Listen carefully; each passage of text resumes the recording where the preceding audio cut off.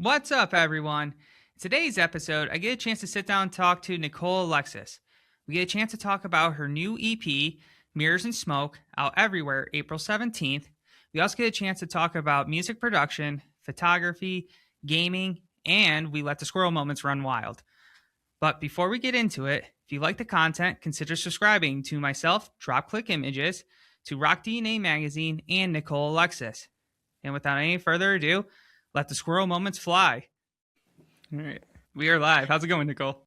All right. I'm stoked to be here. Thank you. Yeah, this is going to be fun. I try to make this as fun as possible for everyone because, it can be awkward. Yeah. What games are we going to play today? I mean, what games do you like to play? I've got Uno. I just lost to a 4.5-year-old at Uno. Oh, okay. So that's not in the cards. No, and then I tried to play Trouble with him as well last weekend, and there was 4 of us, and it definitely it was eye-opening. Four-year-olds know how to play, I guess. They like to play, and then they also like to do whatever they can to win. Oh, yeah, I can see that. Yeah, his mom, my brother's girlfriend, was trying to keep it as fair as possible. That's when their real personality shows up. I get it. When I play a game, I want to win. Yeah. Like, it's war to me every single time. Not the nicest person during games, Are you a video gamer too, or? Yeah, so I used to play like all the time, and then with just adulting, video games, I try to play on the weekends at least. So like this morning, I played for an hour, and I was proud of myself. Nice. So are you being beat by 4-year-olds in Fortnite? I tried Fortnite once, and I got my I lost very quick, and I'm like, this ain't for me. That's funny. You play Fortnite? On occasion I will, because I think it's so cool. Like they always have like new characters, and I think like the last time I played they had like the Office characters, and I was like, it's so sick. You could be like Michael Scott, and like that's my favorite show, so it's sick. I actually got a chance to start watching The Office. That's how far behind I am in life. Just now. Yes. Like literally, like last month, I was just like, I need something to watch that's 20 minutes and just kind of shut off my brain and laugh. And I just like, well, I've never watched this, so I'm going to watch it. Do you like it? Yes. Yeah. It is my stupid humor to a T. So I understand why people love it. Who's your favorite character? I would actually say Michael Scott, because I actually relate to that guy the most. Yeah, he is the best for sure. Yeah, I am like just besides his humor, but like the personal side of him, where you start seeing him treat the coworkers as family, and it becomes like his own family. I'm just like, that's me. Unfortunately, like that is me to a T. It's way too personal with them, and really funny ways. Yes. Yeah, that's definitely like the best comfort show, because it's like you know what you're gonna get. It's predictable. Yep. It's awesome. Yep. And like I said, there is a start, middle, and end, which I absolutely love. Yes, totally. Yeah. But what other games do you play besides Fortnite, or are you kind of just strictly Fortnite? I mean, I don't know. I kind of go back and forth, all different kinds of games. I've been revisiting the Tony Hawk series a lot recently, because I got one of those Nintendo Switches for Christmas, and I didn't realize they had I think it's like 1, 2, 3, and 4. I did not know that. Yeah, and so I've been playing those a lot. Love a good NHL, a Madden game. Rocket League, I love that.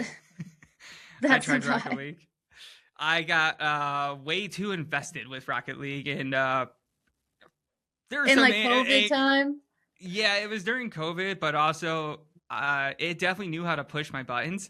So yeah, all the everybody that's on there, it's like they have the like quick chats, and like you miss a shot, they're like nice save, and I'm like, that's so annoying. It drives me crazy. Yes. Yeah, so I did stop playing that. I was like, for my health, and I'm gonna walk away from this. It's a great way. I have been trying to actually play more video games, because I do a lot of doom scrolling, and at least video games I feel like is a lot more healthy, productive, maybe. And so I've been doing a lot more video games recently, but yeah, it's It also brings me back to when I was like in my parents' basement in middle school, so it was great. Yeah, that's kind of what it does for me because I first got the original Xbox for Christmas, and with that was like Jet Set Radio and Tony Hawk's Pro Skater. I think it was 3 at the time, Nice. and I just remember sitting like the TV was in my closet, and I would be standing there just looking up, playing for hours and hours. And now I wonder why I have back issues. Yeah. And what about the connections were always so confusing. You'd have like the red and the yellow and the white Yes, and yeah, it my was dad did that part. I was like, I don't understand colors. I do remember when I had my PlayStation 2, I was like I had to be like, I don't know, 7 years old or something. And then like the TV, the plugins were in the back. And so I was like trying to move this TV and then like the TV fell like off of whatever the entertainment center was and it fell on top of me. And I was just like laying on the floor like, somebody help. I can't plug my PlayStation in. So I gotta ask, because now I'm going to be aging myself. Is this the TV with the fat back, or are we talking Yeah. flat screen? Okay, so, Yeah, no, okay, no, the where's my dinosaur. bracket? No, the big heavy ones, the Yes, unnecessarily heavy TVs.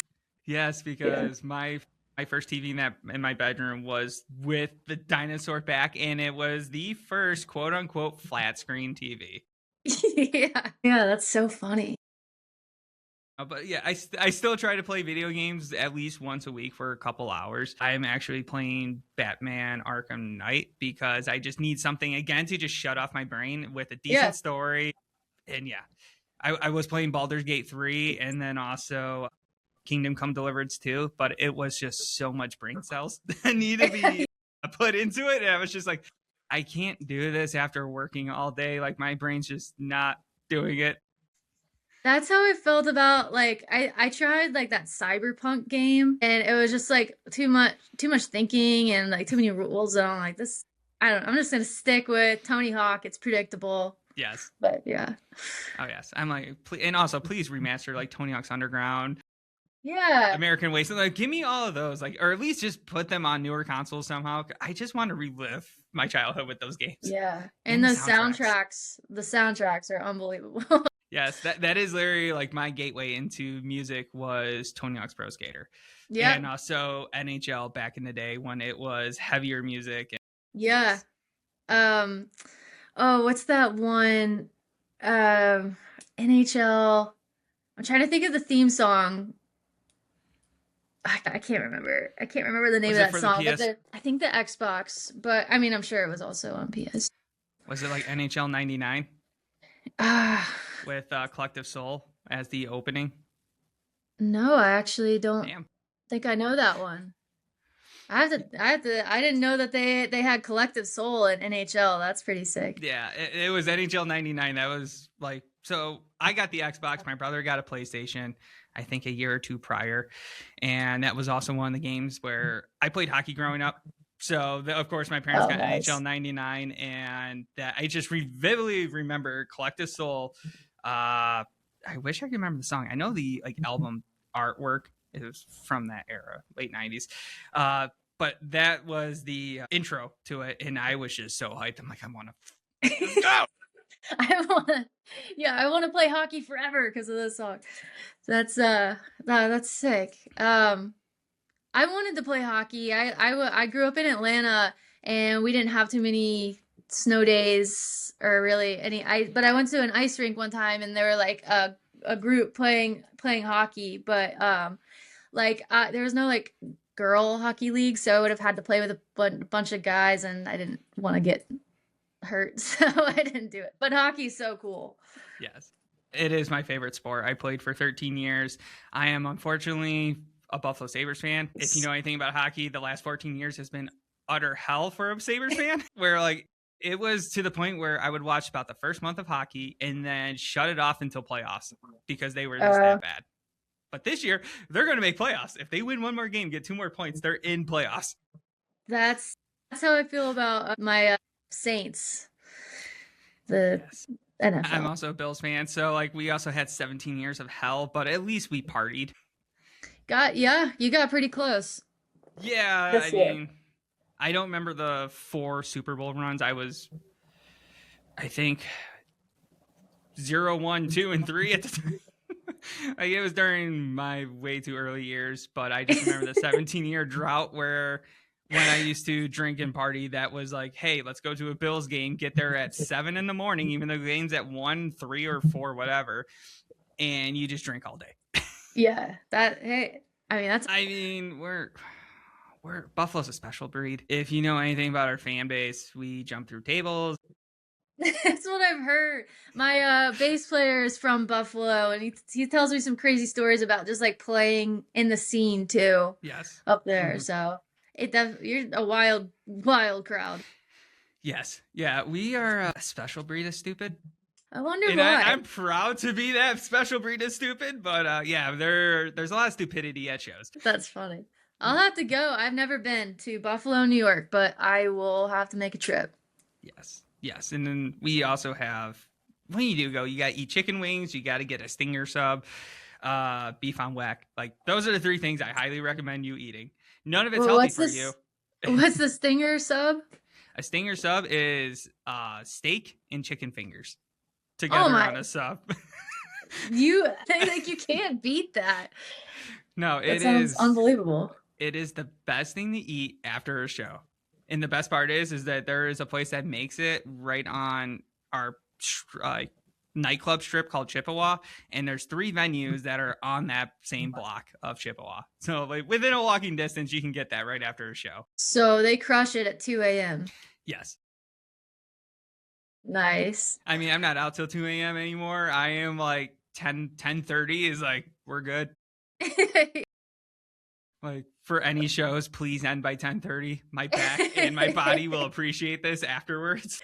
Do you if you go to a show, do you stay the whole show, or do you leave like 3 songs before it ends so that you can beat the traffic? I will leave 3 songs, not to beat the traffic, but to get to a sub. Okay. Oh, that's okay. That makes sense. That's fair. I am food driven at that moment. There's a couple bands, like I just saw Era and Currents play on their tour. I was shooting that show, but also I stayed for all of Currents, where I was like, oh yeah, I'm going to shoot their set, and like 3/4 of the way through, make my way out, say bye to the people I know, and go home. And nope, I stayed for the whole entire show. Nice. Mm-hmm. That was a fun show. Same with Saturdays at Your Place. Do you know them at all? I don't think so. They're a newer band. They just put out like a full-length, semi-length EP. It was like 28 minutes long of an album. And it's like Midwest emo with cool. some pop punk. Yeah. So if you like that kind of style, I definitely recommend just turning on their new album with headphones and just hit start. Yeah, but, I'll definitely check them out. But they were nice, and they ended their set by 10:30. I was like, yes. They know their audience. I mean, they're actually younger, so. Really? Okay. Yeah, maybe they just saw me in the crowd and they're like, yeah, he's old. This guy, he's like really hunched over. Oh yeah.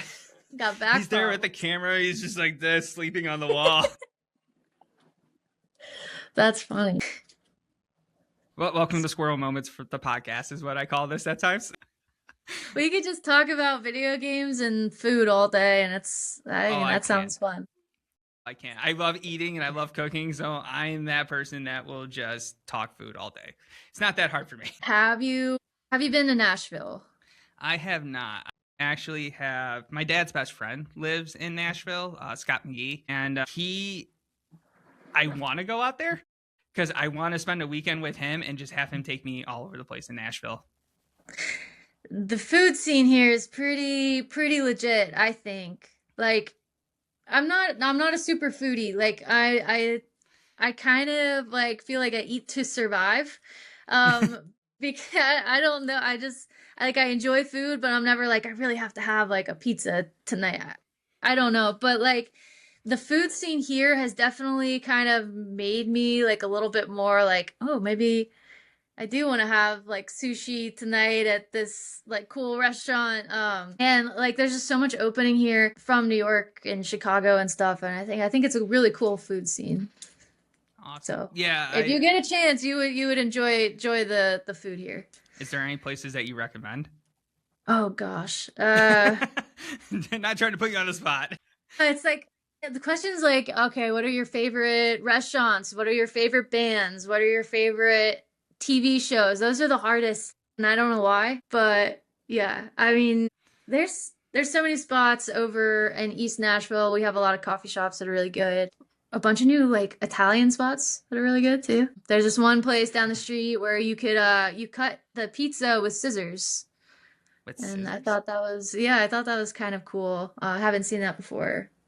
I've never heard of that, so I'm kind of intrigued already. Yeah, it's the pizza's really good, and I think it's like cold fire or something, but they serve it to you and they have like scissors attached to it, and you just cut your own slice. And I'm like, I don't want to eat pizza any other way. I've never heard of that. No, I want to try Yeah, that. I'm just yeah, gonna go to it's Nashville cool. and just try that, and then go back home. Yeah, yeah. I think I've seen videos. I've never been to Japan, but I've seen videos of Japan where they eat a lot of like their noodles and stuff with scissors, and I could be wrong. I could just be seeing like fake content, but that looks cool. Yes, actually, that is one of the places if I could go explore for like months at a time. It's Japan. Like it's just Yeah. everything about that place looks incredible to me. Yes. Yeah. You film stuff, or like concerts and stuff? Yeah, so I am a concert photographer. I also do video recaps for shows. I do this. I also work full time. I start a new job Monday doing that, and then I also run another business. Okay, so you are busy. Yes. So you're probably, I mean, you may or may not know what I'm talking about here, but on like I love videography and photography and stuff. So I'm always on YouTube like looking up like cameras and cinematic videos and stuff, and it's always in Japan. The coolest photos and videos are from Japan, and it makes me Yes. want to go so bad. Yes. But that's also part of it. I'm like they have like a cherry blossom festival in Japan. I know there's one in Washington D.C., but I know there's something in Japan like they're famous for that. And I saw some of the photos. I'm just like, I just want to be there. Yeah, I know it's designed for social media, but even without a camera, I'm like, that's got to be beautiful just to walk around and just see it all. And then the cities absolutely. look interesting, and I like walking to random places and kind of quote unquote getting lost in a city. Yeah, that's so cool. Mhm. I'm trying to think of what I'm still on the like what are my favorite restaurants in Nashville that I would check out, but I'm like blanking at the moment. Mhm.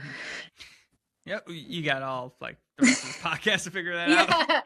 I don't know. It'll be at the back of my mind the whole time. But you mentioned camera. Like, are you into photography and videography? Yeah, I mean, I definitely I don't know if I'm any good or not. I mean, I think so, but like I'm so fascinated by it and cameras and like the different like camera brands all have like something different to them. Like I just got a Fujifilm camera and I've been playing around with the like film simulations and that's so Mm-hmm. cool. And I have one of those Nikon ZRs, which is like the new red cinema camera, and that's been a lot of fun to play around with like color grading and stuff. And then all the videos I post on like YouTube and Instagram, TikTok, like it's literally just me like setting up in a garage or something, and I just put it on log video formats and just like have fun color grading when I'm editing them. So Yeah, I find it so fascinating. that's so. I got into photography out of like I hate my picture being taken. So like I never grew up with like photos of me and all that. Like that's just was not me. And Sure. then 27, 28, I was like, I'm going to buy a camera. I don't know why. It just like came into my brain, popped out, and I bought a camera and fell in love with actually just getting lost in like, I like to go hiking in my time off if I ever get it. And that's what I did. I was go hiking and, take photos. And then I learned how to edit. And then I just kind of got sucked into trying to figure out my editing style. And then eventually it led me back to music because I used to play bass for 10, 12 years. I was like Oh, 13, 14 when I picked it up, and I just played forever. And eventually I got really angry with music and I put everything away. I was like, I am done with music, and picked up a camera eventually. And then somehow it led me back to music. And I'm like, okay, fell in love with I mean, music again. it's cool because you could blend the two and like do it in a way that you're still like in music and going to shows and stuff, and then bring your own style into like the editing. Yeah, I am very atmospheric with my shots where I don't like being in the pit, like the front of the stage, really, for shots because I'm like, it's kind of boring. I like to be literally in the pit where there's people crowd surfing, moshing. Like that is my That's sick. area. I'm also like, I know the risk going in of like, oh, I can break $5,000 of camera gear within seconds, but I have insurance for this. And I am like, okay, I understand my risk. I'm an idiot, like I said. Has that But has that happened to you yet? surprisingly, no. So the fun part Good. is that I learned that the heavier the band, the nicer the crowd is with me. So like Knocked Loose, Currents, Era, when I'm legitimately in the pit and there's hardcore dancing, moshing, wall deaths going on, there's always like 2 or 3 people that will just kind of protect me no matter what. I'm like, this is awesome. That's so interesting. Yes. Oh You yeah. never know. No, and then I still talk about this, but Weird Al crowd, the worst crowd to ever try to take photos through that aspect because Interesting. I just joke around. I'm like, yeah, they are like middle-aged people who are depressed with their life. I don't know, but they're just like, I literally had my camera at Riot Fest. I'm walking through the crowd. I'm like, hey, I need to go that way towards the stage. And I just ran into a person who was not budging at all and got into it a little bit. And I just told him, Oh like, no. he was being a smart ass. And then I just like, well, I hope I grow up to never be like you. And continued walking. Oh no. My New York bluntness just came out, and I'm like, what are you gonna do? No, so but nothing happened to the camera. Nope. So okay, that's good. No, I am very protective of my gear when it comes to that. But like I said, I know the risk going in. But those are the shots that I enjoy, and I think people looking at my images enjoy. And also, I think the band wants stuff like that where they're like, yeah, cool shots of us, but we want shots of the crowd. We want shots of you in the crowd, like having Yeah. their heads and stuff draw the viewer into us. And look how big the crowd is. Fear of missing out. So let's go buy a ticket. Like it is all that marketing thing. Yeah, absolutely. Yeah, it is the fear of missing out. Like I do know there's like, for example, Turnstile came to Nashville recently, and like I didn't go to the show, but like I saw stories and people literally they just are posting the pit Yeah. and like the crowd, and not even like the band themselves are obviously awesome, but like it's like I got FOMO because like everybody was having so much fun in the audience. Yes. So that's a cool angle of capturing those moments. So. And I also like talking to the crowd. I'm like, if I was on tour, I would be doing the same exact thing as if I'm just shooting for, the publications or whatever it is, introduce myself, make small talk, don't be on your phone. Like, we're all here to see the band play, but maybe there's a story that will resonate with other listeners of why they love this band. And I'm like, if I can hear that, that's awesome. It may What make new friends. what do you shoot with? I have a Canon R6 Mark II for the body, and then I have I call it the holy trinity of lenses: the 15 to 35, 24 to 70, and the 70 to 200. Nice. Yeah, That's I just got into the 28 to 75. yes, And it's like that you is don't my really main. need anything else. No, but Canon does have a 24 to 105 f2.8 that. If I could drop $3,400, I would on it, but Yeah. I can't drop $3,400 on a lens. How big is it? Is it massive? Yeah, it's like a 70 to 200. It weighs about 8 pounds. Oh, jeez. I mean, I That's had it around my neck for like 20 minutes at there's a store in New York City called B&H Photo. Mhm. Have you ever been there? I just went like a couple months ago. Yes, I spent like 4 hours in there when I was like, oh yeah, I just need to go get a memory card. And that became a whole day's project of things I missed out in New York City. Tripods and mics and bags and all the Yes. things. Yeah. Yep. But I was walking around the store with it for a half hour, just around my neck, and was just like, I'm good with this. I could deal with 10 pounds around my neck for a concert at least. Yeah, I mean, you're covered with every literally every focal length. Yeah. And that's why I want it. I'm like, it is the one lens to rule them all if I'm going to Lord of the Rings. Yeah, yeah, yeah. That's cool. I didn't know that they had that. That is the thing about the Nikon. Like their lens selections aren't that good. Yeah. Very limited to literally just primes or the 28 to 75 and some others, but Yeah. I actually don't like primes because, especially with concerts, it's rapid. You got 3 songs or 10 minutes, whatever comes first to get your shots. And then if you're lucky enough, you can go in the crowd and do that stuff. Uh, but because of that, I'm like, I don't want to spend 30 seconds switching out a lens. I want the focal length. And if it's an f2.8, to me, there's not much of a difference of f2.8 and f1.8 or 1.2. I sure. don't, yeah. When I got a body that I can crank the ISO up. Yeah, yeah, especially when it's full frame too. It's like Yeah. 2.8 is perfect. Yeah. Yeah, and also I like grain. I'm really weird about that. Where I'm like, it just adds texture to the photo, in my opinion. The dream filter, is that Oh is that what no, you're talking about? like Grain. I yeah, there's because there's a dream effects filter that's also really is that cool. Has from like that FX lens? yes, yeah. Yes, I have a couple of those. I think they're so cool. They have like they're cool for live because like the lights catch it and Yep. it's sick. Yeah, you can Yeah, get but some really unique. grain is the best. That's a sweet spot. You don't want too sharp of an image and soften it up. Yeah. Yeah, and also like everyone's editing style is very different. Like I said, and it took me 4 years to kind of start figuring out my own, and it was from screwing up, to be honest.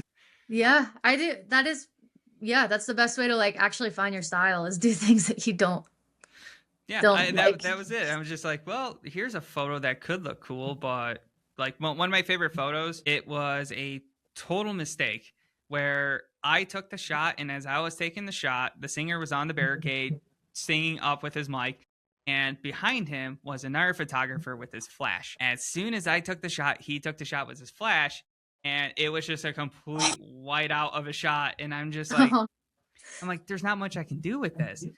And then the more like after I got done editing everything else, I went back to him like, there's something here. I think I spent like an hour of just tweaking and just I don't know. I was just messing around. There was nothing to it. And then eventually it just became a very atmospheric shot of how he was pointing the mic up is where it was all white. So it looked like he was pointing into like the whiteness, like just going like floating into it. Interesting. Yeah. So That's I pretty was cool. so I'm like, yeah, one of my favorite shots was a total mistake. That's that's the best thing that could happen is like you don't expect it to come out good and then it's like, wait, this is really, really awesome. Yes. Yeah. But I do got a couple questions for you. Because like I said, this is Squirrel Moments the podcast where I'm like, oh yeah, I got like, 50 minutes worth of questions, and we're 30 minutes in, I'm like, I haven't even asked one question. That's too funny. But so if I was reading right, were you writing and producing for others for the last few years? Yeah, I that's kind of why I moved to Nashville. I was in Atlanta before moving here, and I was like writing and producing from people out of Atlanta, and then ended up getting in contact with the publisher here, and they're like, "Yeah, we're gonna set you up in rooms, and you get to meet all these different artists and produce for them and write with them and stuff," which is really cool because I got to just like get into Nashville and meet a bunch of people right away. It's almost like it's hard to like move to a new city and like meet people and make friends and stuff, but that made it like so easy because I was just being set up with other artists. And it was fun too because I'm just like trying different styles like pop and country and hip hop and it was a lot of fun. So um I did that for a couple years and then I was like this is really fun, but I really like writing my own music and singing and doing all the content and stuff. That's kind of my like wheelhouse. So I was like, I'm gonna just kind of make the pivot and do my own thing. So And that's where like that internal struggle kind of kicked in, where it in a way pushed you to be like, all right, I'm going to step into the spotlight myself versus being in the background. Yeah, and it's like I was like so busy. I mean, a lot of times 2 sessions a day, and it's like it was just at the end of the day, I'm like, I really don't want to sit in a studio and just press buttons all day. I want to like, be out and play shows and all that stuff. And so it was just that kind of like, do I take this risk and just go all in on what I think is best? And so, yeah, it's just that struggle of like, this is working really well, but let's abandon everything and just go all in on this. And so, but yeah, I did that, and it was like, I mean, so rewarding because I get to work on my own music and play shows, and it's been awesome. Yeah. Yeah, I think that's a dream for everybody who picks up a guitar, no matter what it is, just to be on that stage. I mean, that was my dream originally, and now it's just like I like taking photos and videos and kind of being the weird person in the background. And getting in fights in the pit. Yes. Well, I was trying to get to the pit for that moment, but yes. Yeah. Yeah, but it's when you pick up a guitar, like you have like the mindset of like I'm gonna go play shows and travel and tour and stuff, and it's like it takes so long to get to that point of like being able to even like be comfortable on stage and stuff. And so like I grew up playing in bands and in shows, and I think I was like 10 years old when I played my first like club venue, and it took me so long to be like this is what I want to do, and like going back to it. So but yeah. Do you remember that moment where it just hit you of like, this is it? Like, this is what I want to do with my life? Kind of. I think that back then when I first started playing guitar, I like had this mission of like I want to be a better guitar player than like the other guys in the band, and I want to play all the solos and the leads and stuff. And then like I remember like there were a lot of times where like I wouldn't practice, and so like I'd lose a solo for a song, and then I would just like be so hard on myself. And so like I think that like I always had the like drive to do it and like want to be better at it. And I think it was just like over time like trying things and failing at them, and it really wasn't even till recently where I'm like I'm just gonna just go all in on it. So I guess there was never one moment where I was like, this is what I'm gonna do the rest of my life. Yeah, But I that is one thing I learned with this industry is that you got to have a drive unlike anything else. With just say the 9 to 5 job, you go to college, you get your degree, you go to work for a company. There's something different with the music industry. And maybe the movie industry and TV show, all that stuff is kind of in the same boat as this because we're all artists. But there's a drive that even I'm still struggling to describe to people where I'm like, they ask me like, what are you doing tonight? I'm like, I'm uploading like weeks worth of content because I got other stuff to do. And they're like, what are you doing tomorrow? Well, I got this to do and I got this to do. And I'm reaching out to these people. I'm like, there's just a constant go of a drive of this is what you want. You got to make it happen. yeah, absolutely. And it is like trying things and failing at it or succeed. It's like just like a constant. Also, there's no like rule book. It's not like these are the steps you need to make to go on tour and like grow an audience and stuff. It's like every artist and creator is so different in their process, and it's like you can look out like all the biggest artists in histories have like a completely different story of their like upbringing and stuff. So yeah, And there and is the that hustle. yes, and there's also like that is the main mission with the podcast that I do is like I'm 33 now. Looking back at my life for the last like 15, 16 years, there's a lot of people I've met. There's a lot of things I've learned, things that you especially don't do that I did. Like you make your mistakes, but I'm like if I can teach the next generation, because now, like I said, I'm 33. I remember myself at 15, 16 years old going to Warp Tour the first time, saw All Time Lows. That was the first band I saw at Warp Tour. And that was when Coffee House Soundtrack just came out. So, Jeez, so I'm aging that's myself. But I remember after iconic. that show, yes, I remember after that set, that was a 30-minute set on the main stage opening the day. I wanted to do something in the music industry. And that was that moment for me. So now I'm just like, all right, 33, if I can go back and teach or they can gain insight where I did not because there was no rules. There still is no rules of how to get to your goals in music industry. it is kind of figure it out yourself. But maybe people can hear us talk and hear other people talk in the music industry that I've brought on, that they're like, oh, this is insight and knowledge that I can take with me. That's a win right there. I'm like, if one person says, hey, this helped me, I'm good with my life. I'm like, yo, that's all I care about now.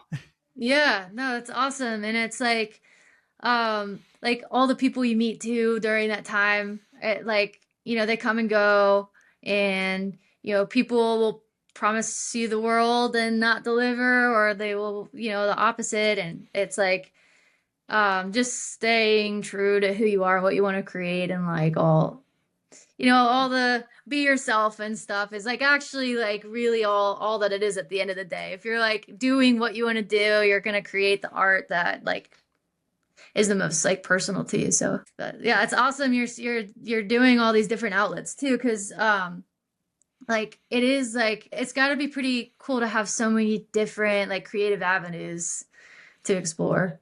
Oh, it is. It really is. Like, if I just stuck with bass, I don't think I would have never picked up a camera. I would have never started writing album reviews, single reviews, doing anything with the music industry other than a bass. So, like, there's always that blessing in disguise. And by putting that down, I've been able to do so much more, where I'm just like, it's just weird looking back. I'm like, I thought I was going to do that with my life. And now I'm doing all this other stuff. I'm like, I find more joy in this than playing bass. Yeah, I that's awesome. And you're like, and yeah, when you like look back, you're like, there's some things where it's like I wish I didn't do it this way, or I wish I did this differently, but it's like that all led you to where you are now. So yeah, and just to be real for a moment with the squirrels, yeah. there is, and I try to explain this to people, there is a beauty in depression, where like if you get that low, if you can continue to fight through and find that light again, there's always something good there. And that's how I got into all this. It was a very dark time in my life, and for some reason why, it just dawned on me to pick up a camera.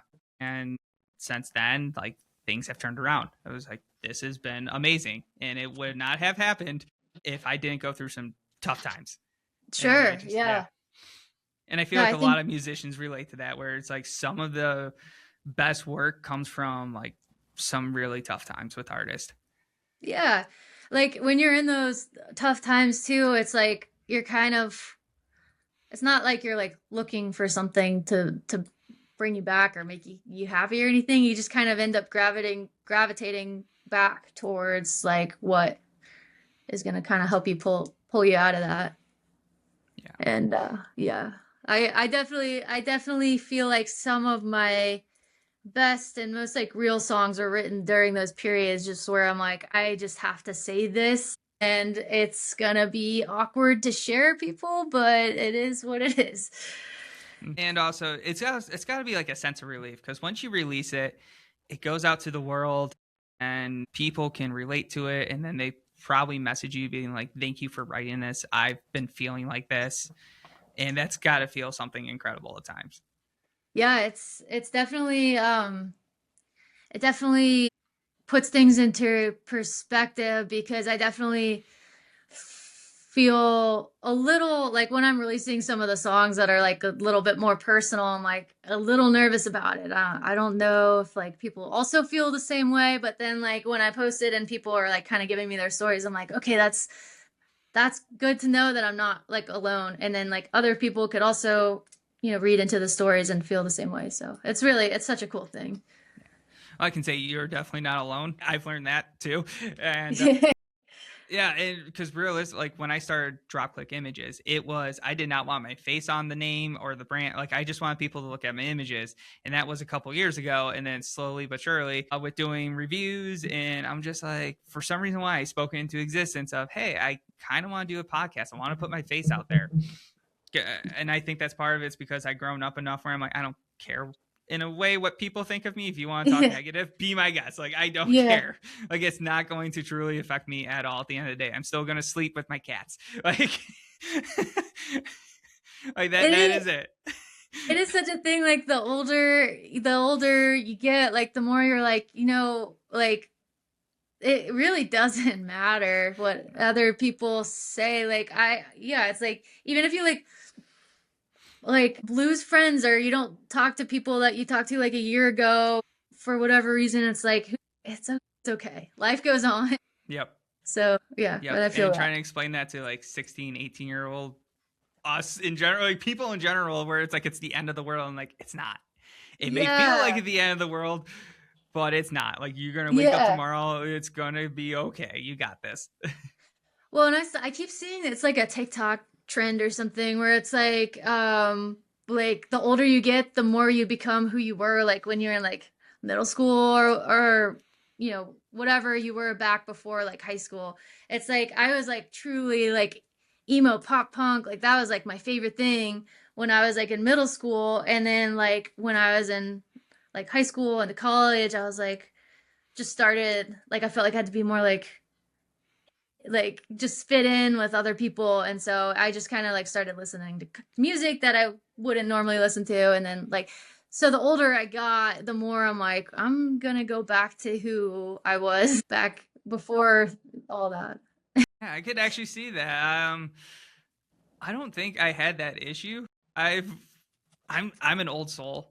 Like that is the best way I can describe myself, as I'm very old inside. Like it's like the 10:30 show cut off. I'm like, yo, I'm good with that. That 2 a.m. stuff is not for me anymore. Yeah. My back hurts by that point.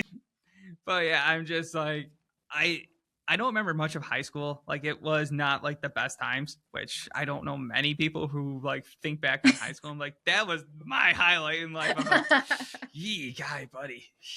We need to talk. Yeah, that's so true.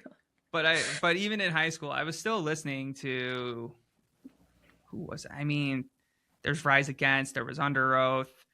I'm aging myself a little bit more, but there was also The Starting Line. Not so much Newfound Glory at the time. That was more middle school for me, and then eventually back into it. But like Real Big Fish was in like a huge band for me in high school. Figures like just well, I don't understand it with like punk and ska and there's just trumpets. I don't understand it, but it makes me happy. But it feels good. Yeah. Yes, it's like it's just the weirdest thing. Like I just want to run in circle and punch and kick people and with a smile on my face, and it's like yes. I do. I remember going to a festival for the first time, and Cake was playing, and I was like, "Wait, this is kind of cool with the trumpets and like everybody's like jumping around." There's something about it that like feels good. Yes. And that's what I try to explain to people. I'm like, you may not understand the music because I listen to everything and anything, except I'm not a big fan of country. Like, that is the one genre I respect, but it's not for me. It's just not. But I'm like, go to a hardcore show, go to a punk show, go to like a Neck Deep, Simple Plan, any kind of show that you don't listen to that music to, and just be there and watch, and you will understand it. Like, Knock Loose is a huge thing for me where I watched them live 5 different times now between festivals and them coming to Buffalo. I still can't listen to their music on album. Like I can't do it, but like them live, I get it and I want to go nuts. But like when I'm driving home listening to them, I'm like, I don't get this now. That is so cool, like, because there's like just artists live shows and their recorded versions can be so significantly different that like you just depending on how you consume the music Yes. is like huge. Yeah. One of my favorite bands that does that very well is Enter Shikari. Do you listen to them at all? Mm-mm. They've released like 4 or 5 albums, like live albums, on top of all their other music. They've been around since like 2004, 2005. Again, aging myself because I've been there from the start, but they were doing content the way that is done now way before anyone else was doing it. Like they are massive everywhere else in the world but the US for some reason why. And if you go watch, they have so many live videos out. They have behind the scenes stuff. They have everything is there, and they've put a lot of time and effort in their music videos as well. Kind of like Electric Cowboy, if you have seen some of their stuff. No, Do you like but partycore music? I guess I guess I'm not totally in the party course scene, but I will have to. You need to send me a playlist, and then I could dive in. I definitely will. It's going to be all over the place, trust me. But Okay. the bands I definitely like recommend people who are just like getting into hardcore stuff is like Enter Shikari, because they're all over the place. They got ska music, they do live remixes with DJs and producers in the UK, like drum and bass, house stuff. Like it's all over the place. Sick. Stuff I do enjoy. I'm just too old for the well, maybe not too old for the crowd. I'm too old to be out till 2 a.m. I still You are continue to say, not old. You are not old. tell that to my back at 11 o'clock after standing for a couple hours. I'm like, I work out, I take care of myself. At the same time, I'm like, I know my limits. Yes, but so they do a lot of that. Both of the bands do. Where Electric Cowboy, their music videos, they do invest a lot of time and money and effort into them. Where they will release like 5-6 singles all throughout the course of 5-6 years, and then release an album with all of it on there with a couple extras. So I highly recommend those two bands, and it's always fun to me. It's fun music. Yeah, it's so cool, like, to watch videos, like, from the 90s, 2000s. Like, just the way that they created videos are so different than than we do today. And I definitely got stuck on, like, a grunge Bible kick the other day, where I just was going through, like, all the old, like, Blink and Soundgarden and Nirvana videos, and it's, like, just so raw, and they didn't care if people liked them or like they sounded good. Like they just were having fun, and I think it's so cool. Yeah, I know. I actually just saw a clip of Pearl Jam's video from the 90s where it was done by a famous animator in the 90s, where it showed like the evolution of the world in the song, and it brought up all the bad times where like it had the Nazis in there, it had all the wars and stuff, and at the end of it, it was just a nuke being dropped, and then the world is just this blinking abyss. And I'm like, holy crap, that got me sucked in. But at the same time, I'm like, that is raw. A lot of artists don't do that anymore. Yeah, part of it's MTV. Yeah, like, there's no more MTV. Yeah, all the Chili Peppers videos is like, what is this? But also it's really cool. But yeah, I do like I think a part of it too is like we tend to overproduce things now because it's so easy to. It's like, yeah, it's like trying to, I don't know, like I'm just trying to like capture that rawness, and that's part of like the acoustic stuff that I've been doing recently, where I'm like, I'm just gonna let the songs speak for themselves and just like play the acoustic, because I think that I could definitely get in my head about the production. And so like I'm gonna just take a step back, just focus on the song, let it be raw. And that's just what I love about that music, the 90s and 2000s. So yes, and it seems like there's a blessing and a curse with today's way of making music, where almost anybody now can make music and make art in general for a fraction of the price. You don't need to go and sit in a studio for months, or for Blink-182, like rent a house out for a year and still not get an album done. But like you can do it in a 12 by 12 bedroom or your closet now. But the problem is now that is with you 24/7. And I do think we start to overcomplicate it, where it's like, oh, it needs to be perfect. And it gets overproduced, and we start overthinking it, overanalyzing. And then eventually we lose what created that original sound. Yeah, totally. Totally. It is like taking a step back. It is hard because, like, in the back of my mind, I'm sure yours too, is like you're always thinking of the content that you need to post today, and like, what am I going to create this week so I could keep things like active. It's really hard to get out of that and just focus on like creating. And it's definitely a struggle for artists now, where it's like, it's crazy because it's so accessible for everybody. Like we could post and we can make music and it's so easy, but it's that mentally, it's like, okay, I have to be on all the time.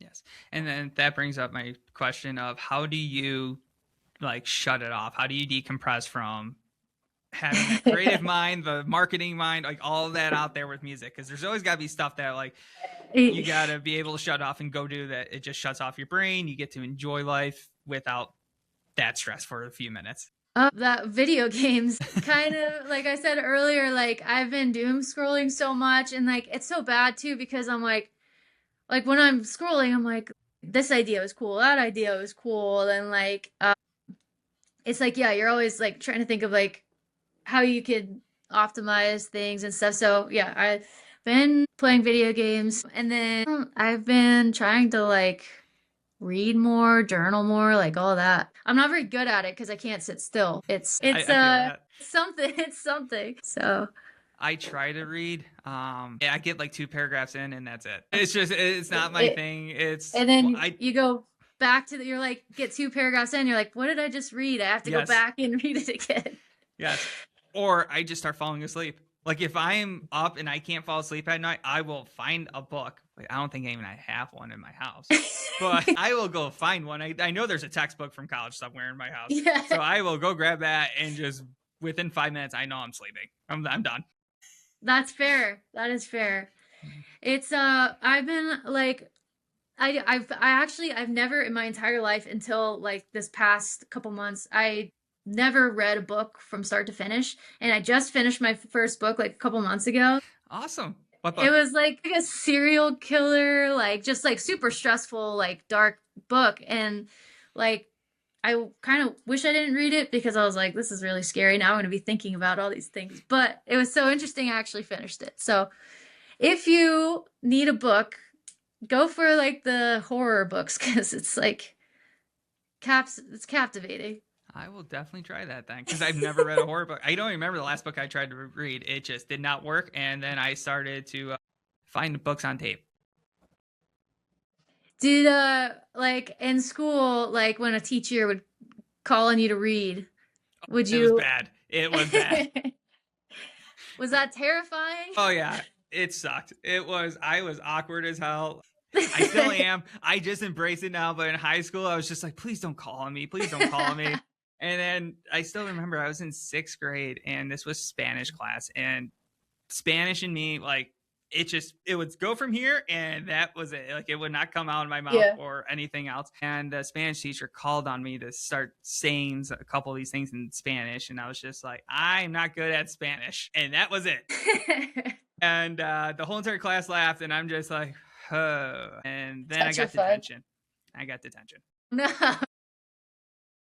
He Detention was a though was turd. low key kind of nice though, because it was just like, had to be quiet and you got to work on like your schoolwork and catch up and I had to work on Spanish, which was the worst. Like, that was by far the worst class for me in school. Never again. Like, I don't want to learn it as much as I hate myself for saying that, but at the same time, like, it did not work. I took French, so I don't know any Spanish.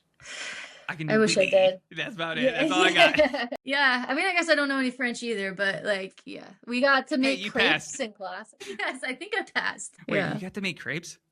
Yes, we got to make crepes like every year, and That's like bullshit. they would, yeah, like it would just be like what the like pancake mix and then Nutella, and it was like the best day ever.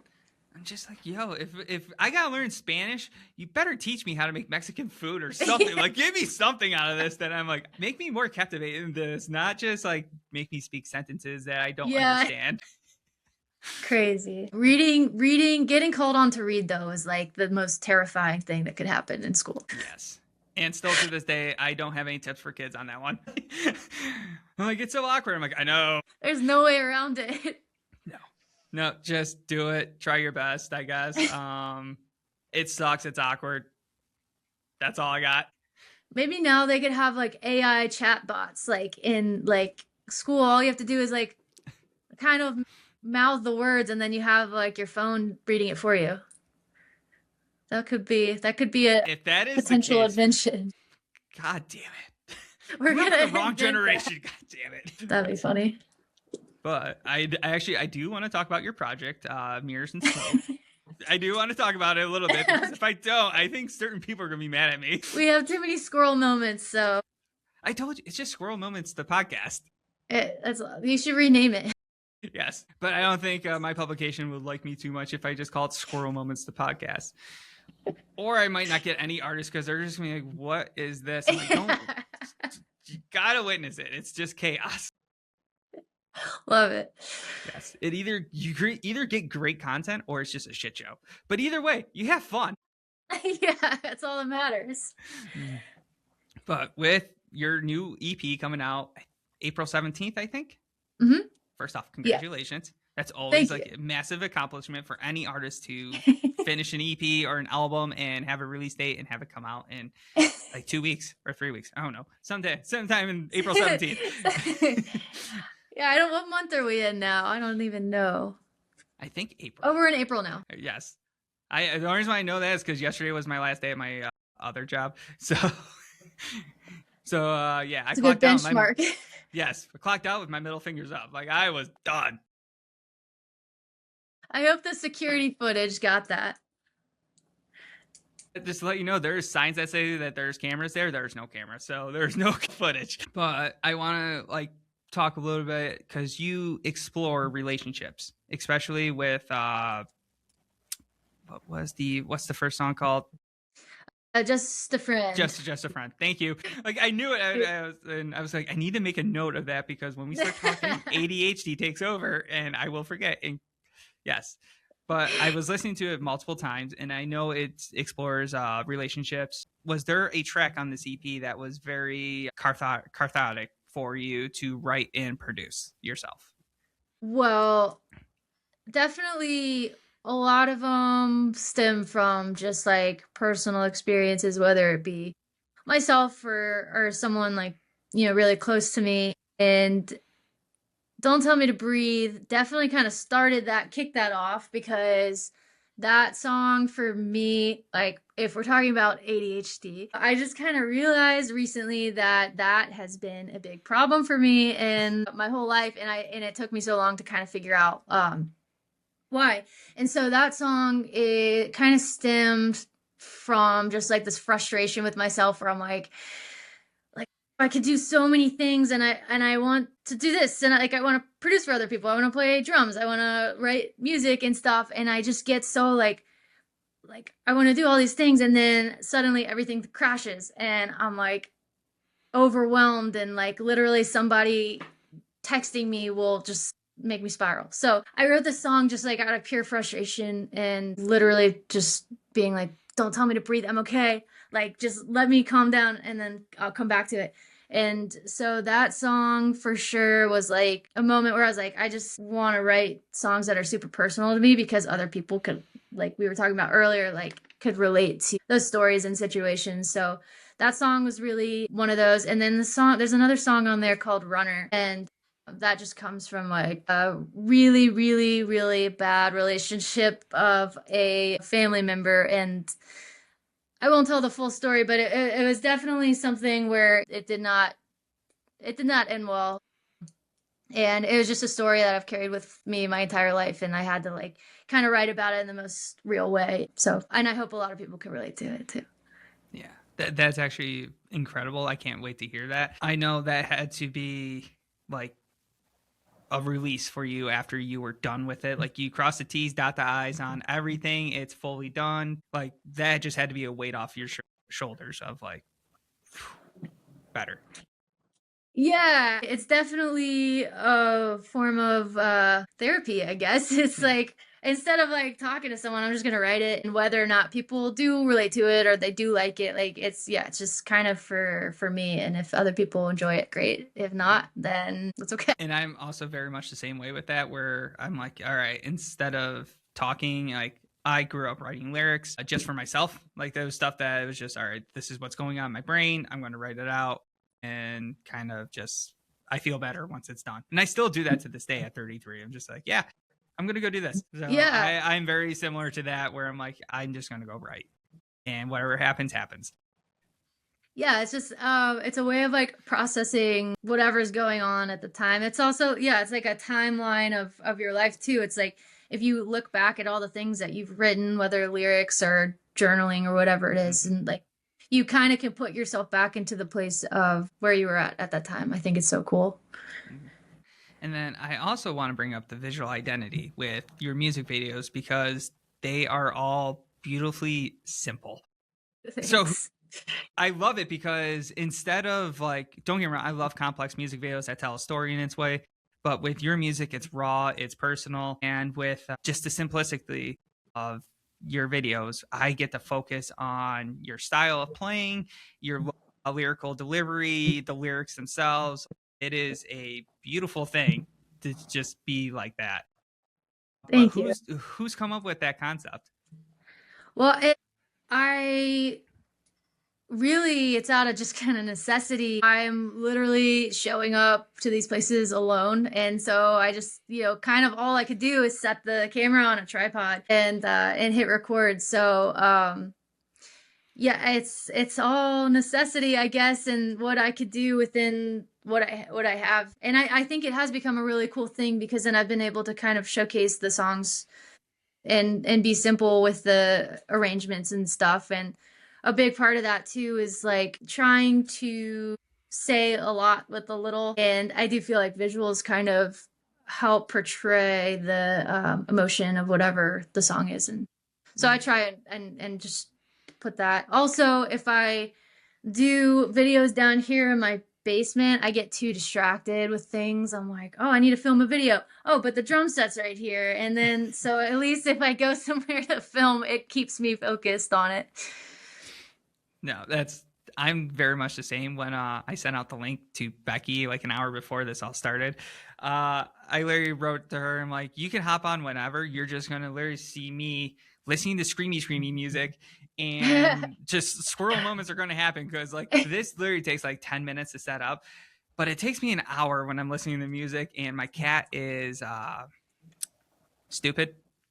And he will and we annoy each other all day long. Like there is just, it's a special kind of stupid with this cat. Do you watch SpongeBob? I used to. Used to? I wouldn't say I do now, but He's Patrick. Like his full name is Dr. Professor Patrick, and I just call him P. does he look like Patrick? No, he kind of looks like Batman. Oh, that's cute. He's How old got is like he? he is 8, I think. I got him like literally the first day I moved into my house is when I picked him up from my old boss's wife. She rescued him. Nice. And he is Patrick to a T with his personality, where he's dumb as shit. He's stubborn. But then every once in a while, he has these amazing moments of like genuine smartness. And I'm like, what the hell is happening? So it's, where did that come from? yes. It's crazy that like all the animals have their different personalities. I have 2 dogs and they're just completely different. And like, I guess technically I raised them the same and they have the same diet and exercise and everything. And they are completely different. Yes. Yeah. And my other one is the exact opposite, except he has a resting bitch face. Like legitimately. Love that. If I disrupt him, oh my God. You're done. Yes, he will look at me like he has such a prime stance where like he will have his front paws sticking out like fully extended and his head's all the way back, so he's kind of like this, and then he just stares at me with the death glare, and I'm like, what the fuck, dude? I'm trying to just move. You woke the beast. Yeah. Oh, that's so funny. Yes, he was very mad at me for like 48 hours because I was sleeping and I accidentally kicked him off the bed. Oh no! I didn't mean to. How dare you? Oh, he was so mad. I bet. But they're also, I call them white trash cats because instead of bougie cats who want like $150 cat trees, they want cardboard boxes and will sleep on a cardboard box. So like I have a pizza box that's been in my kitchen for the last month or so because they sleep on it. And if I try to take it away, they will like attack me. Because it's their property. So I'm like, well, it sucks that it's there, but at least I don't have to spend $150 on a cat tree. Do they at least like break it down for you? Or yeah, they literally they're fat enough where their fatness has kind of like collapsed the top part of the box. So it's molded to their fatness. So I just unfortunately think I'm stuck with this pizza box for the next 10 years because I've tried to take it away every single week. And I will put it at the door, and then within a couple minutes, they're laying on it. And I'm just like, you gotta be kidding me. That's so funny. Yeah. Cats are like just so funny to me.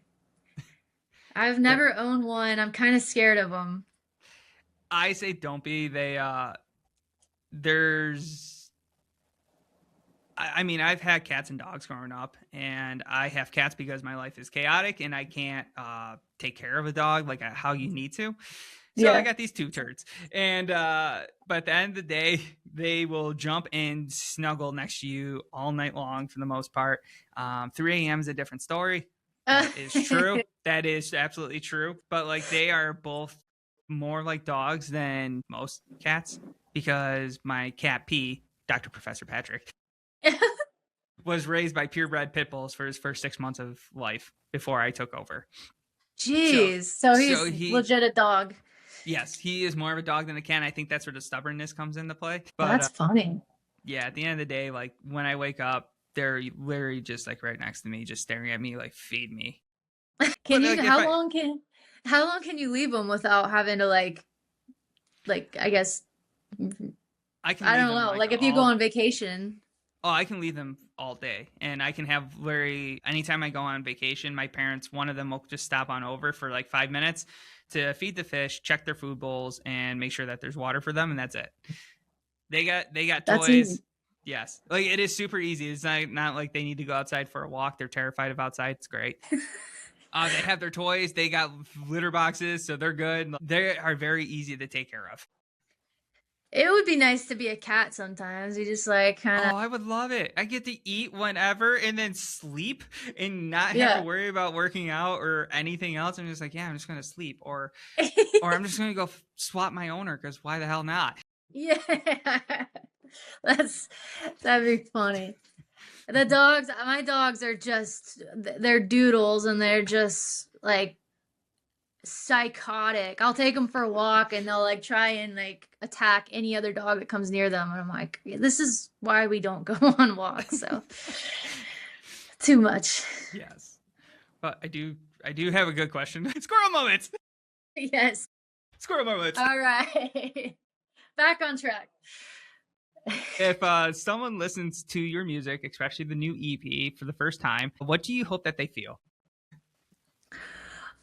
I hope that they feel like it's I guess I'll give you a little bit of backstory first. I for this whole EP, I kind of just went a little bit more bare acoustic for it. And so I'm not like doing heavy drums or distorted guitars or anything. So I'm keeping it very simple because I just wanted to focus on the songs and I am very uncomfortable, I guess, with like imperfections, and I feel like there are some imperfections in all of them, and so, but it's more so a challenge for me to just do something I'm not comfortable with, I guess. And so, if you're listening to it, you probably aren't going to get that. If like you're not going to get the point of me saying that I want people to get just what I want them to get out of it is that I want them to feel comfortable with just getting their art out and just being themselves and saying what they want to say and not being afraid of other people are going to think. And again, if you listen to it, you might not get that. But if you listen to this, then that's what I want to portray. There is beauty in imperfections. And I think that's what makes some of the best songs. The reason why they are the best songs is because there's imperfections. And I love it. Yeah, and just like getting your work out and like it's better than sitting on the hard drive and Yep. yeah, and not seeing the light of day. Yes, I do agree with that too. And I'm also like the worst at that because I do have like a bunch of photos. I'm like, I should post these because I did all the work and I sent them out. And then, yes, they're in articles, but I never post them on my page. I'm like, shit, I should probably do this though.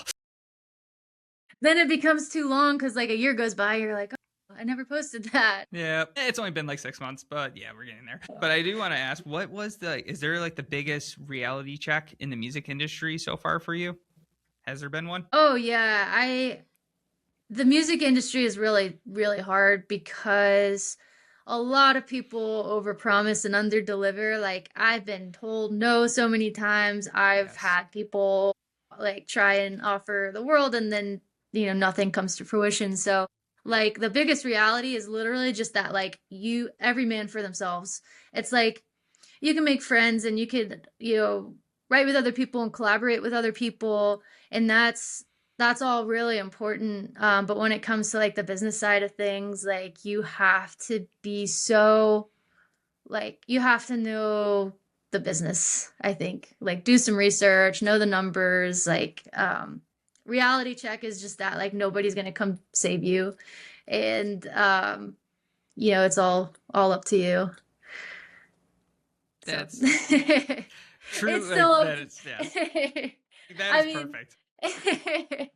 yeah, I don't really have any horror stories thankfully, but I have heard them and it doesn't sound fun. Yeah. I mean, and I'm the same. I've heard them. I've never experienced them myself. I try to, and this is just getting older with age, is surround yourself with the people who push you with your creativity in a positive way, not being like, oh, you need to go on tour for 300 days because I need to make 20% of your commission of your gross because I'm that person. Totally. Don't do that. Don't be with that person. Be with the people who push you in a, like I said, in a positive way where they'll see your work and share it and like it. Like, I don't think a lot of people understand that as content creators, like a simple follow, like, and share of a post goes so much farther than what they think. Like, without that, we don't get exposure, we don't grow, and the algorithm sucks. And without that, like, you just don't get pushed on the algorithm. And but that's also with people in general too, where I used to have a lot of friends. I was surprised in a way at how many of my friends just do not support my page by simple a follow, Oh liking my yeah. posts. Yeah, like it is incredible. But and I'm just like, yeah, those are the people that I've distanced myself from, where like I maybe only talk to them once or twice a year now versus once a week. I'm like, it's not hard. Yeah. And then people I find along the way who we push each other, and like I'm Yeah. always checking on them, like, yo, you good? How you doing today? Like any of that little stuff. And if there's anything I can do to help, let me know. Like just if you really need me to go get groceries and I'm getting groceries, just let me know. I'll go get groceries. Yeah. I mean, you definitely find your people and like the Yeah. people that you thought were your people are probably not your people. And definitely like posting or starting a business or anything like that definitely kind of shows you like who's really there and rooting for you. And like I definitely when I first started posting consistently, I was like always nervous like what if this person that I met one time at you know, this place, like, what if they see that? What are they gonna think? And I definitely was like in my head a lot about it when I first started posting. And at this point, I'm like, if they don't like it, they're gonna unfollow, and I don't really care. So, That's literally where I'm at too. I'm like, you're either gonna like it or you're not. I don't give a shit. And I'm just it's at the point. I'm like, the people who are gonna follow me are the people who like my content, whether it's X, Y, and Z. It could be podcast stuff. It could be my photography work. It could be both. I don't, or video recaps. It's all up to them. If they don't like it, just a simple unfollow. It does not affect my day to day. personal growth. We're all Yes. for it. Yes. But speaking about personal growth, how do you handle the artist versus content creator struggles? Because that's something I need to get better at. Yeah, I also think I need to get better at it because I really feel like I don't show a whole lot of my real personality when I'm doing some of these videos. It's like I really want people to like and relate to the music and like I post a lot of like the content we were talking about where it's just like a still frame, but I am so nervous when it comes to just like face to cam stuff. Like just simple stuff like talking about my day or like this new song I wrote and stuff. I am like not very comfortable with that type of stuff. And I think partly because it like for me I like just really want to focus on the music and like not what I had for breakfast. It's just like it's not something that I'm used to posting. So I'm definitely trying to balance like maybe even getting a little bit more into like this is kind of my day to day and uh there kind of is no balance, I guess, because like anytime I'm like on vacation or something, I bring my guitar and I bring my camera. I'm like, okay, this is a really cool spot to do a video, and then I'll just like prop up there, and so I'm like kind of always thinking about it, and I don't think there is a balance. Yeah, I was hoping for a better answer because I know, I'm the I know. same You're way. like, I'm the same way where I'm just like you're any like, give vacation me I go to, tips. I I'm like, bring my camera out and I just go explore. And it's like when I fun. went, yes, it is. But at the same time, I'm like, shit, I need to like stop for a moment. But when I do, I'm just like, I wish I had my camera. Yeah. Yeah. I don't have any advice for you there because it's like, I don't know. I truly enjoy it. I can't turn my brain off anyways, so might as well make light of it. I joke around because I'm like, people say ADHD, there's problems with it, but I'm like, if you can hone into it, it's a freaking superpower. Because I without mean, it, I hey, don't think I could do what I do.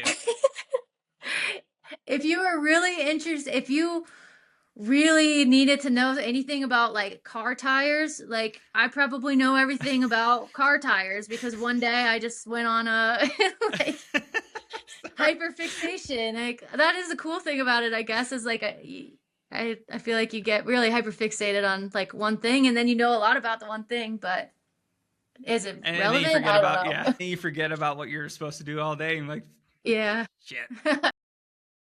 But do you also do you have any advice for artists starting out with like tips for succeeding, especially with how fast paced today's music industry is with, especially with content? I think my biggest tip is just gonna be like learn how to do things yourself, like learn how to film, learn how to record yourself, learn the marketing and learn the business and stuff because at the Yes. end of the day, like you're gonna be and able to put yourself in much better situations because you know how to do all the different things and you don't have to rely on other people and like you get the full vision of what your work is and your art out there. Mm-hmm. So I think just learn as much as you can and try and do as much as you can by yourself. Yes, because if, especially if there's like three or four of you, like people in the band, one can learn the producing side, one can understand marketing, one can understand booking, and you kind of, in essential, become like your own DIY business because you are your own business, your brand, your business. It is all you at the end of the day. Like we still have to do taxes. Oh yeah. Forgot about that. Yeah, the thing that I hate taxes. I hate tax season. I have my appointment next week. I literally wait till the last minute. But I explain that with people. I'm like, you don't have to exactly rely on everyone now, and that's a beauty with today, like technology and the internet, where you can learn how to do this. And yes, you're going to make mistakes, but you're going to succeed, and you don't Yeah. have to throw money at everybody. Yeah, and I think also like people want to see every phase of you too. Like they want to see like how you started and then the progression and growth of like where you are, you know, whenever like you pop off. It's like it's so cool, especially when I look back at people I see like the first songs that they release. I'm like, it's so cool to see how different and like the evolution of your Yes. artistry. So, Mm-hmm. All right. yeah. I do want to do some quick rapid fire because I Oh, think it's always fun. Here's the okay. game. Let's go. One word to describe your music. Okay. Is that an answer? Sure, let's go with it. Yeah. All right. I guess I would say real, raw, real. Yeah, I agree. Favorite lyric or song that you've ever written? A favorite. See, these are hard. I see like being put on the spot is like so much harder than it sounds. Because then I'm gonna think of these questions later when I'm like trying to sleep and be like, oh, that would have been a way better And then answer. you're gonna message your manager, and she's gonna email me like, Yeah. "This is the answer." I think my favorite song that I've written was Lost Sometimes, and that just is just because it's such a real song for me, and I love playing it. And like my favorite lyric, I guess, would it's so simple. I get lost sometimes. It's so true. Yeah. Yeah, I love that Literally. answer. Song that you wish that you wrote. Ooh, this is another one I'm gonna have to come back to. There's so many. God, I don't know, because I could take different pieces of different songs. Like the guitar riff for like Yellow Lead Better by Pearl Jam is so iconic to me. I love that guitar riff, but then like song wise, I would have to think about it. All right. I've suddenly forgot every song that I ever know. Most overrated thing in the music industry. The most overrated thing in the music industry is that you have to know what you're doing. Yes, I do agree with that. I don't know what the hell I'm doing 99% of my time. No. F it and find out. That's what I tell people. Like, what do you do? I'm like, F it and find out. What's the worst? It's going to go south. Well, I'm going to learn. Yeah, nobody really knows what they're doing, and No. I think that's what's the cool thing about it, because you find it along the way. Yes. Dream collaboration. Ooh. I think I would have to say I'm actually I have so many bands going through my head right now. I mean, it'd have to be someone from the 90s. Like, I just am such like I grew up on just the 90s grunge scene. Like, like Chili Peppers, like Blink, Pearl Jam. I'll take any of them. Let's make this happen. Yeah, let's go. And then what about a dream tour? If you could have a tour like you plus 2 other bands, what would they be? See, it's like I like need to go through my Spotify playlist right now, because these are I mean, it is hard, because like I would love to play with some like really just legendary bands. Like Green Day would be so fun to play with, because they just have such like fun energy. But then there's like a lot of like modern bands that I love and I think are so cool. So we got Green Day. So we got Green Day. I think that'd be really fun. Really what about fun. one modern band? One modern band, Turnstile's so fun. Yes. I mean, I don't know if my music would fit in that set, but I think that it would be fun to see. Hey, some of the best festivals or shows that are whatever tours that I've seen are the ones where there's just different aspects of a certain genre, where it's not just say like the Era and Currents tour. Era is more like math metal hardcore. I don't know how to describe it. It's very instrumental, a lot of finger tapping. There's like a lot of indie synth stuff going on if you don't know them. Currents is just like in your face deathcore in a way, like very heavy. And then they also had Caskets, who is they hardly scream. They're overseas, Leeds, I think they're from. And then they had I can't pronounce the band, the opener, who was they're from Sweden. Start with an A. And that's all I can remember, but they were like heavy. So like you had all different aspects. That's cool. But yeah. I'm like but I remember all this where there was moments where I wanted to murder people. There was times where I just wanted to sing and hold people around my arms, and then there was a mix of everything else. It's like watching a movie. It's like you get the whole dynamics of the movie and the plot, and yeah, it's cool. But you, Green Day Turnstile, that's going to be an awesome tour. I'm telling you, I'm gonna think of some something that makes so much more sense later, but for now, Squirrel Moments, a podcast. Yeah, I cannot think that fast. No. Right. I do have 2 questions, but before we get to them, where can people find you on social media? I am pretty much all over under Nicole Alexis Music. So if you type the 2 first names, you're probably gonna pop up. All right, that's awesome. But I do get it mixed up sometimes. People call me like Alexis Nicole or just Alexis. I'll take any of it. It all's the same. But yep. Nicole Alexis. I'm very much the same, where people call me Dan, Danny, Daniel, dumbass, fat ass. I don't know. I'm that person that just kind of looks around and is just like, what? Yep. Okay. Yeah, just answer to anything. Yes. I mean, usually if it's coming towards me in a general direction, I just answer. Yeah. Yeah, that's fair. So I do got 2 questions left. What would you say to someone right now who's afraid to put their music out into the world? I would say don't be afraid, because like it's at the end of the day, you're going to look back and like a year from now and be like, I'm like so proud of myself for actually doing that. And then you get to go back and listen to it, and you're either gonna be like, wow, like that song's really good, I'm so glad I did that, or wow, I've really grown a lot and I wish I could have done this differently or that differently. And it's just, I just wouldn't be afraid, because at the end of the day, like we were saying earlier, you're you're kind of doing it for yourself and exploring art, and nobody should ever be afraid of putting out art. Beautiful.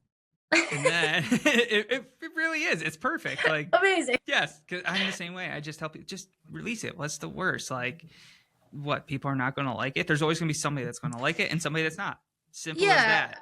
I mean, there's so many songs that I didn't release because I was scared to put it out, or I just didn't think it was the right time or whatever. And now I look back and I'm like, I wish I did, because then like either it was a good song and I wish that I put it out and it doesn't make sense for me now, or like if I did, I would be able to look back and be like, wow, my production skills have really grown since then, or whatever.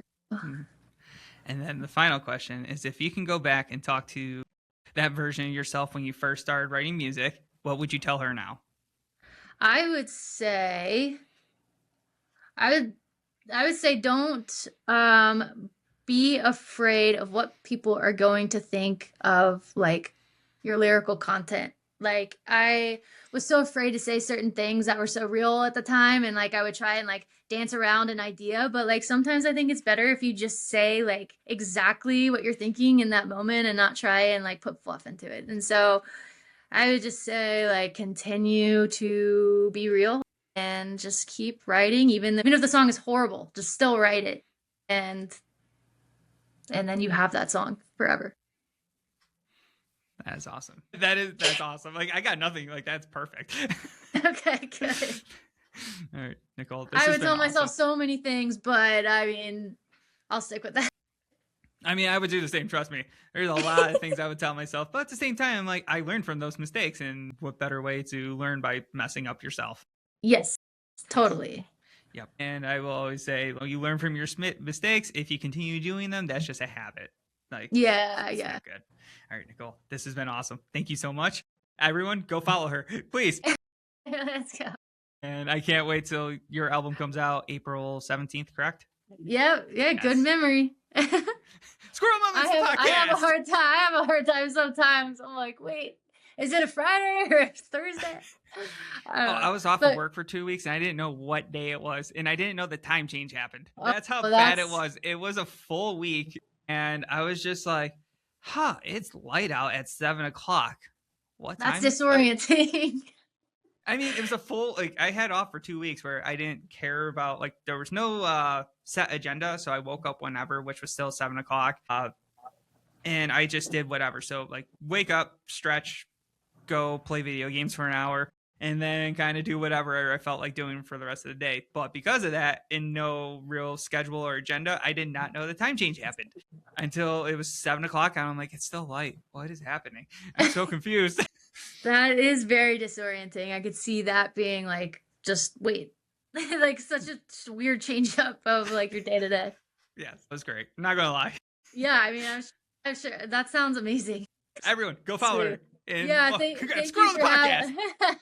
thank you for having me on. This is a lot of fun, and I am glad we could continue talking about a bunch of random things. Yes, and that's all I tried to do. Amazing. Thank you. There you have it. And again, check out Nicole Alexis' new EP, Mirrors and Smoke, out everywhere April 17th. And consider subscribing to myself, Drop Click Images, Rock DNA Magazine, and Nicole Alexis. And until next time, take care of yourself, take care of each other, and I'll see you in the pit.